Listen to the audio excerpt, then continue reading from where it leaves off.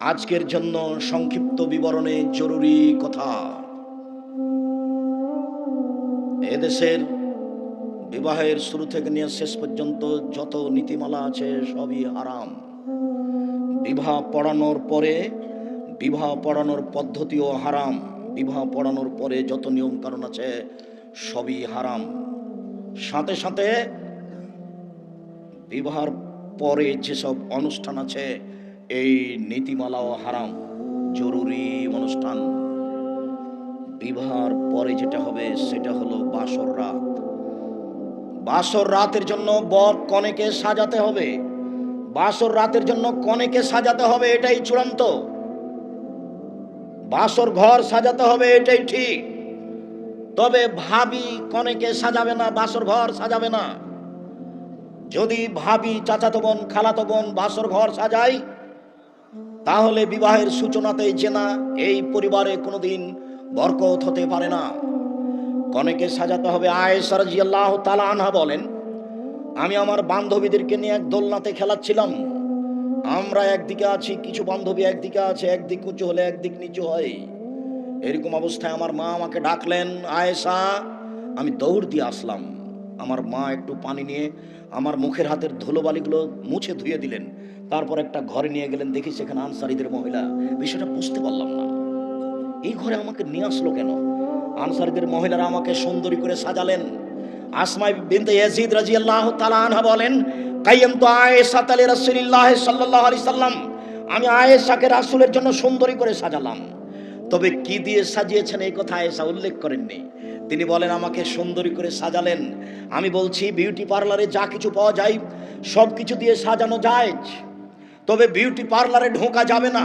কেন? বিউটি পার্লারে যে মেয়েটা আছে তার সামনে মাথার কাপড় নামানো যাবে না।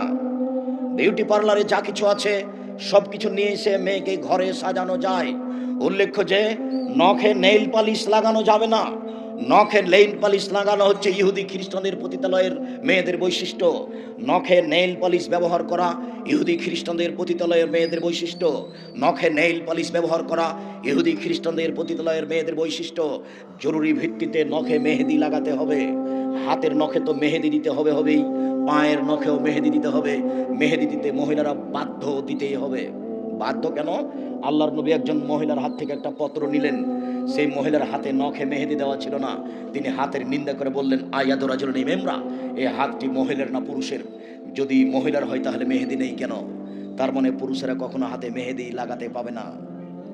হাতের নখে তো তারা মেহেদি দিবে, পায়ের নখেও মেহেদি দিতে বাধ্য। কখনো ভুলেও নেল পালিশ নখে দিতে পাবে না।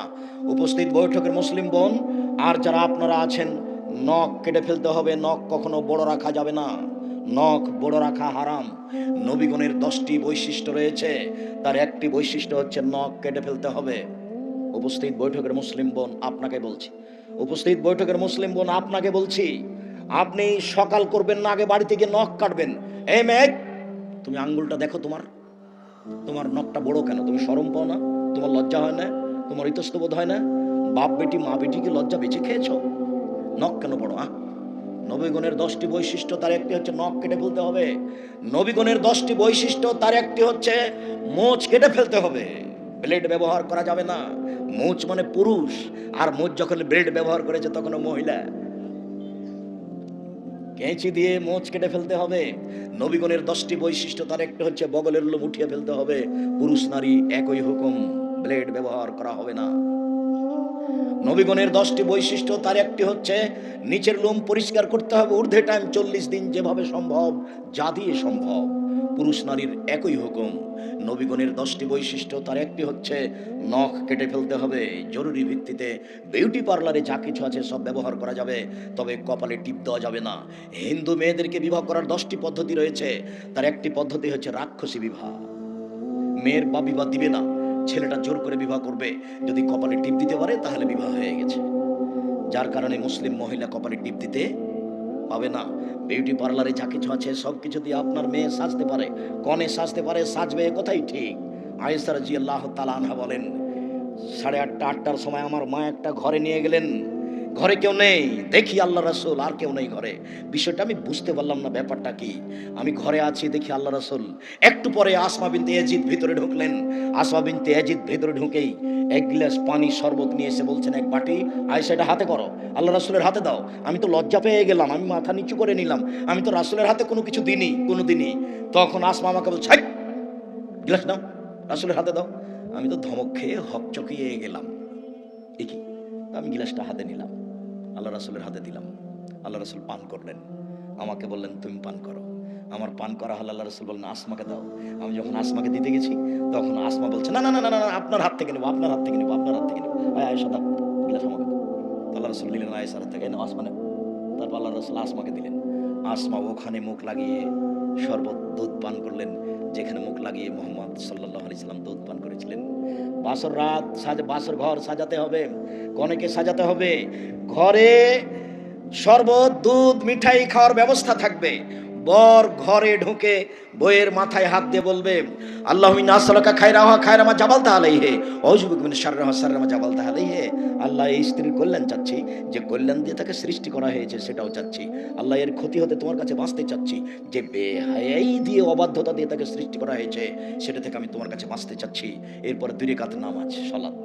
স্বামী আগে দাঁড়াবে, স্ত্রী পিছে দাঁড়াবে। নারী পুরুষ কখনো একসাথে দাঁড়াতে পাবে না। মা বেটা হলেও হবে না, দাদি পোতা নাতি হলেও হবে না, কোনোদিনই হবে না। স্বামী স্ত্রী পাশাপাশি দাঁড়াতে পারে কখন? আপনি আপনার সালাত আদায় করছেন, আপনার স্ত্রী তার নিজেরটা করছে, তখন পাশে দাঁড়াতে পাবেন। বোঝা যায়নি মনে হয়? স্পষ্ট হয়েছে তো? আপনি আপনারটা পড়ছেন আর আপনার স্ত্রী তারটা পড়ছে, তখন পাশাপাশি দাঁড়াতে পাবেন। একই সালাত, তখন পাশাপাশি দাঁড়াতে পাবেন না। আপনি আপনার মায়ের পাশে দাঁড়াতে পাবেন না, আপনাকে আগে হতে হবে আর ওনার মাকে পিছে হতে হবে, পাশাপাশি একসাথে সালাত আদায় করতে পারবেন না। 2 রাকাত সালাত হবে আপনার ইমামতিতে। তারপর দাম্পত্য জীবন হবে দুয়ার মাধ্যমে। এবার সকালবেলায় ওখানে একটা কথা ছেড়ে এসেছি, যখনই বিবাহ পড়ানো হচ্ছে, কথা সংক্ষিপ্ত করতে এসেছি তো খুব তাড়াতাড়ি শেষ করি। কথা সংক্ষিপ্তের একটা জায়গা ছিল, যখনই বিবাহ পড়ানো হয়েছে, দিনাজপুরের বিবাহ শেষ হয়ে গেল, লম্বা একটা হাত তুলে দোয়া হয়ে গেল, মানে নগদ বেদাত। কেউ জানে না কি বলতে হবে। যখন বিবাহের বৈঠক শেষ হয়ে যাবে তখন ইমাম সাহেব বা মেয়ের বাপ বলবেন, বারাকাল্লাহু লাকা ওয়া আলাইকা জামা বাইনাকুমা ফি খাইরিন। বর, তোমাকে আল্লাহ কল্যাণ দান করুক, তোমাদের উপরে আল্লাহ কল্যাণ দান করুক। ও বর, তোমাকে আর তোমার স্ত্রীকে আল্লাহ কল্যাণের উপরে রাখুক। রাসূল সাল্লাল্লাহু আলাইহি ওয়াসাল্লাম এই দোয়া পড়েন, বারাকাল্লাহু লাকা ওয়া আলাইকা জামা বাইনাকুমা ফি খাইরিন। তারপরে নতুন বউ বাড়িতে এসেছে, বাড়িতে আসার সাথে সাথে দাদি এসে দেখে বলছেন, দেখি রে তোর বউটা। বউটা দেখার পরে নাকটা একটু মোটা, তখন বলছে তোর বউটার নাকটা একটু মোটা। তার মানে দাদি কি পড়তে হবে দাদির জানা নেই। দাদি দেখতে এসে বউ দেখে বলবে, বারাকাল্লাহু লাকা ওয়া আলাইকা জামা বাইনাকুমা ফি খাইরিন। এটা দাদির পড়া প্রয়োজন ছিল।